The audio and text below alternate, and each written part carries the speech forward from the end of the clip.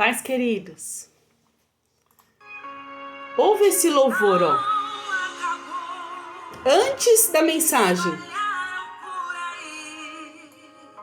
Que já terminou e que era o teu fim, mas não terminou.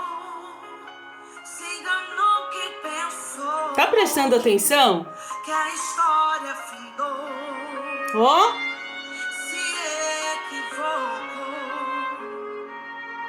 Eu vou mostrar pra ti. Ó o que Deus já tá começando te dizendo. Que o projeto falhou. Eu vou chegar depois só pra impressionar. Eu tô montando um contexto porque eu quero impactar. Eu já lhe aviso logo. Não pense que morreu. Que a história acabou e que você perdeu. Eu vou entrar num ambiente pra operar. Com os olhos da fé passe a enxergar que ainda tem vida aí. Ó. E mesmo que o cenário diga que é o fim, e as evidências gritam que é pra desistir, Mas eu estou dizendo, ainda existe vida aí, ainda tem vida aí. e o tempo não limita o que eu vou fazer. Eu lhe garanto e afirmo pra você, ainda tem vida aí, vai voltar a viver. Existe vida aí. E eu vou te mostrar que existe vida aí através de uma palavra. Através de uma palavra. Diz as Escrituras. No livro de Ruth, são somente 4 capítulos. Se você tiver a oportunidade, leia os 4 capítulos. É um livro muito pequeno, é curto, mas ele fala muito. Ele fala muito à nossa alma. Ele fala muito ao nosso coração. É um livro que renova o nosso espírito. O livro, por nome Ruth, não começa com a história de Ruth. Mas ele começa assim, ó. Na época dos juízes, houve fome na terra. Um homem de Belém de Judá, com a mulher e os 2 filhos, foi viver por algum tempo nas terras de Moabe. O homem chamava-se Elimeleque, sua mulher Noemi, e seus 2 filhos Malom e Quilion. Então esse livro, por nome Ruth, inicia contando para nós sobre um contexto bíblico que mostra que o povo de Israel, nos tempos de juízes, o povo de Israel vivia num ciclo de obediência e desobediência. Vivia num ciclo em que eles perdiam, em que eles eram derrotados, em que eles se prostravam, se arrependiam, clamavam a Deus, Deus levantava um juiz e libertador, e ali o Senhor passava a trabalhar na vida daquele povo, prosperando e trazendo de volta vida para aquele povo. Esse foi um ciclo repetitivo que aconteceu no período de juízes. Então, nesse período de juízes, teve um período em que houve uma grande escassez, uma grande fome. E então um homem, por nome Elimeleque, cujo nome significa o Senhor é Rei. O Senhor é Rei. Grave bem isso. O nome de Elimeleque significa o Senhor é Rei. Ele era casado com uma mulher por nome Noemi. O nome Noemi tem um significado que diz agradável, suavidade. Este casal, Elimeleque e Noemi, tiveram 2 filhos, por nomes Malom e Quilion. Malom significa doente.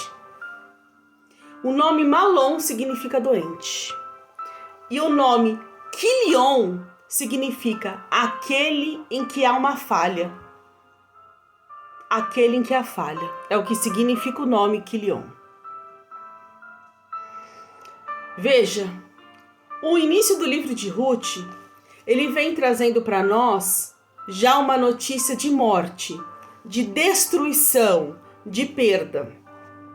Porque ele já vem dizendo assim, ó, morreu Elimeleque. O marido de Noemi, ela ficou sozinha com seus 2 filhos. E aí a palavra do Senhor vai dizer que esses 2 homens, os 2 filhos de Noemi, se casaram com 2 mulheres moabitas. 2 mulheres que eram da terra de Moabe, onde eles haviam ido se refugiar no período de fome que se passava em Israel. E aí que esses homens se casam com 2 mulheres, uma delas por nome Orfa e a outra por nome Ruth.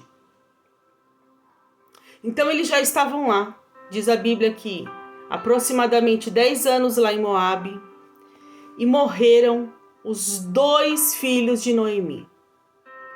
Ela era viúva e agora, além de viúva, ela enterrou seus 2 filhos. Ela enterrou um filho Malom, por nome doente, e ela enterrou o seu filho Quilion, por nome aquele que falha.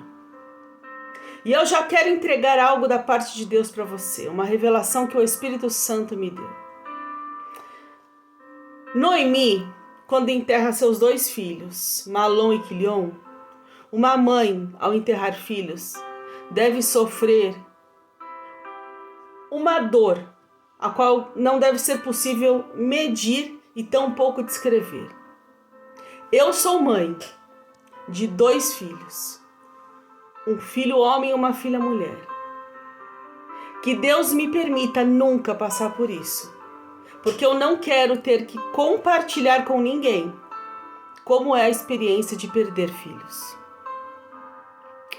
Mas essa mulher, por nome Noemi, ela teve que passar por isso.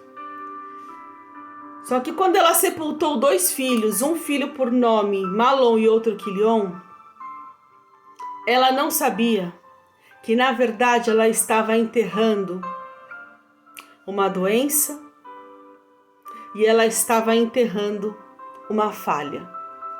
Receba isso. Às vezes perdemos coisas. Às vezes nos distanciamos de situações. Às vezes Deus nos arranca de lugares. Às vezes Deus nos tira pessoas. E nós sofremos com certas perdas, com certas desilusões, com certas ausências. Mas às vezes não sabemos nós. Quem sabe um lugar, uma situação, uma pessoa, um trabalho.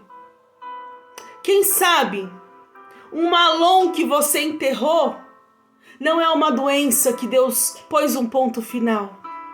E você não está conseguindo perceber que você sepultou uma doença.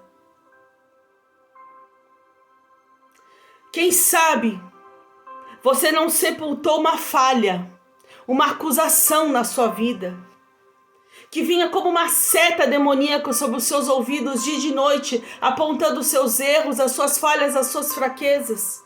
Quem sabe essa ruptura, essa interrupção que Deus permitiu na sua vida, não seja Deus encerrando um ciclo, dizendo acabou a doença, agora acabou a doença. Morreu o Malom, morreu a doença. Acabou, é o fim. Quem sabe uma situação que parece tão dolorosa não é o sepultamento de Quilion, não é Deus falando acabou as suas falhas, acabou.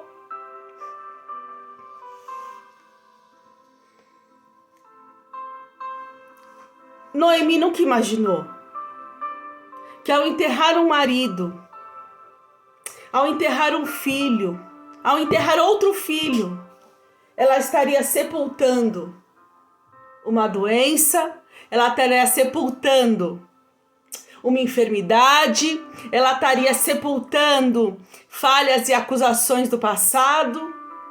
E ainda que não parecesse, ela estava semeando com lágrimas aquilo que ela colheria com alegria. Talvez você esteja se perguntando e falando, tudo bem, Débora, você está aí falando que ela sepultou uma doença e sepultou algo que falhava. Mas e o esposo dela? o esposo dela tinha por nome o Senhor é Rei. Então ela também sepultou que o Senhor é Rei? Calma, que a gente vai chegar lá, no nome do esposo dela.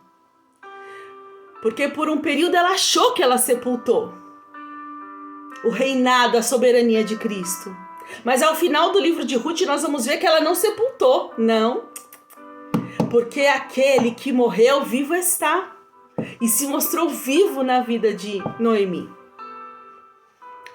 Então diz a Bíblia que então Noemi, após passar por essa situação, ela então diz assim, vou voltar para minha terra, tô voltando para Judá. Tô voltando para o meio do meu povo. E aí ela diz assim, para suas duas noras. Ela diz assim para Orfa e para Ruth: retornem para suas mães. Que o Senhor seja leal com vocês, como vocês foram leais com os falecidos e comigo. Olha só. Sabe o que nós vemos aqui? Que Noemi, por nome agradável, suave, ela diz aqui para as noras: que o Senhor seja leais com vocês como vocês foram comigo. Não é tão raro nós vermos uma história de lealdade de uma nora com uma sogra? Sabe o que eu vejo aqui? Que Noemi só colheu o que ela semeou. Porque o nome dela já diz, ela era agradável. Então eu imagino que ela era uma sogra excepcional. Então sabe o que ela colheu? Ela colheu lealdade das noras dela. Olha que coisa linda.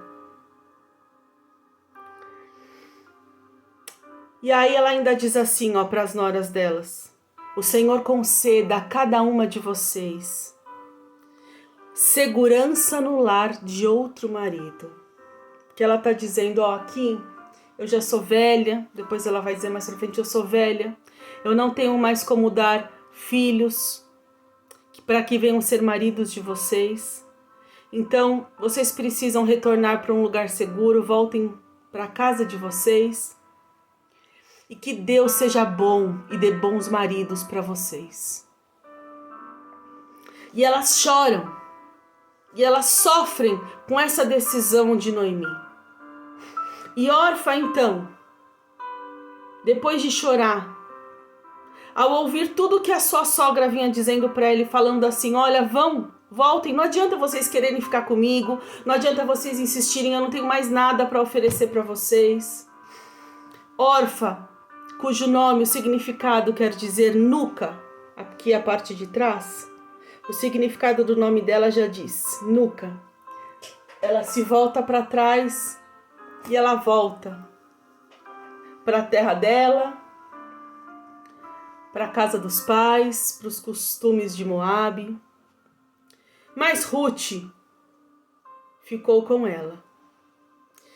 E Ruth disse assim para Noemi, não insistas que eu te deixe e que eu não mais te acompanhe. Aonde fores, eu irei. Onde ficares, ficarei. O teu povo será o meu povo. O teu Deus será o meu Deus. Onde morreres, morrerei, e ali serei sepultada. Que o Senhor me castigue com todo rigor, se outra coisa que não a morte me separar de ti. Veja que posição que Ruth teve. Sabe qual é o significado do nome de Ruth? Amiga, companheira. Então, nós estamos juntas. A gente vai junta até o fim. E sabe o que o Senhor está dizendo para alguém aqui? Através dessa mensagem? Tu, porém, Daniel, vai até o fim. Sabe o que o Senhor está dizendo para alguém? Não é tempo de parar. Não é tempo de desistir. Não é tempo de retroceder, é tempo de persistir, é tempo de caminhar. Pode parecer que é incerto, mas é tempo de ir. Tu, porém, Daniel, vai até o fim. Então, Ruth foi junto com Noemi. E assim elas voltaram para a terra de Noemi. E quando elas voltaram para a terra de Noemi, o significado do nome dela era agradável, suavidade. Em algum trecho a Bíblia vai relatar sobre uma beleza, sobre uma alegria de Noemi. Só que quando Noemi volta, quando o povo olha e fala, aquela lá não é a Noemi? Aquela lá não é a esposa de Elimeleque? Aquela não foi aquela que foi embora? Ela está voltando. E eu não sei que motivos que o povo estava perguntando que ela estava voltando. Mas eu sei que Noemi, profundamente triste, desiludida com o que tinha acontecido, perdeu o esposo, perdeu os 2 filhos, não teve netos, teve que deixar uma nora para trás, tá trazendo outra nora consigo que tá ali como amiga e companheira, mas que ela não tem nada para oferecer para essa nora que tá sendo uma bênção para ela. Então Noemi diz assim, ó, não me chamem de Noemi, melhor que me chamem de Mara, pois o Todo-Poderoso tornou a minha vida muito amarga, de mãos cheias eu parti. Ela está dizendo, quando eu fui, eu tinha marido, eu tinha filhos, eu tinha uma família, eu tinha sonhos, eu estava indo em busca de pão. E ela está dizendo, e de mãos vazias, o Senhor está me trazendo de volta. De mãos vazias. Você está de mãos vazias, voltando para a presença do Senhor? Então eu quero te dizer, você está voltando para o lugar certo. Você está voltando para a pessoa certa. Talvez Deus aqui esteja impelindo pessoas a assistirem para dizerem, você ficou um pouquinho longe de Jesus? Não tem problema. Volta de mãos vazias para o Todo-Poderoso, porque Deus tem prazer em receber um filho de volta.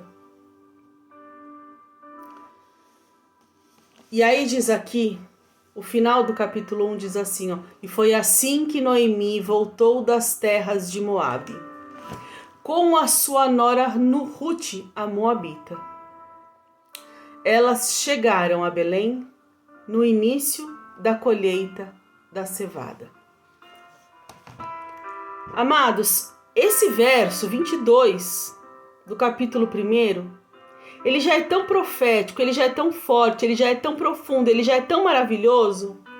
Porque veja, olha o que a Bíblia está dizendo. Noemi, olha o que Noemi acabou de falar. Noemi falou assim, ó, eu tô voltando de mão vazia.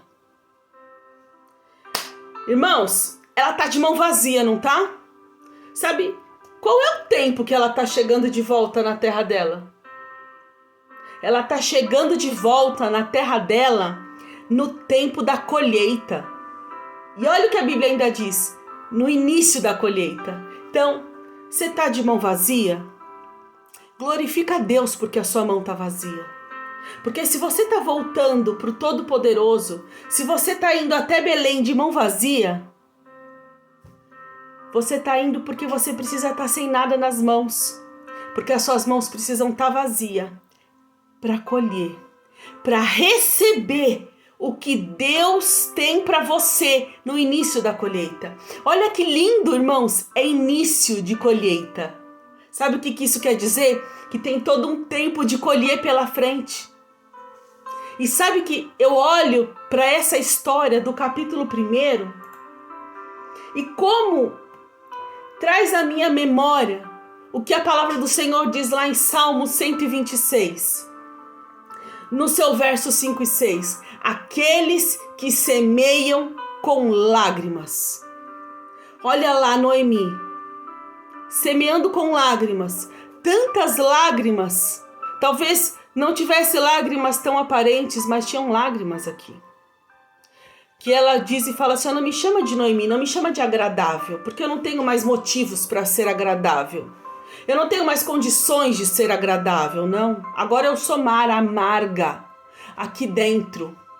Olha só, ela semeou com lágrimas. E com cantos de alegria ela vai colher. Talvez ela nem soubesse, mas ela já estava no tempo, no lugar, no momento da colheita. E o verso 6 ainda diz assim, ó, aquele que sai chorando enquanto lança semente. voltará com cantos de alegria, trazendo seus feixes. Talvez esse último período que Noemi ficou em Moabe, ela foi ali, chorando e lançando sementes. Talvez no caminho de Moabe até Belém, ela estava ali, chorando e lançando sementes. Só que ela não imaginava que todo esse caminho de choro, de lançar de semente chorando, estavam levando ela para o lugar da colheita. Você está pronto? Você está de mão vazia? Então se prepara, que se suas mãos estão vazias, você está no tempo de colher.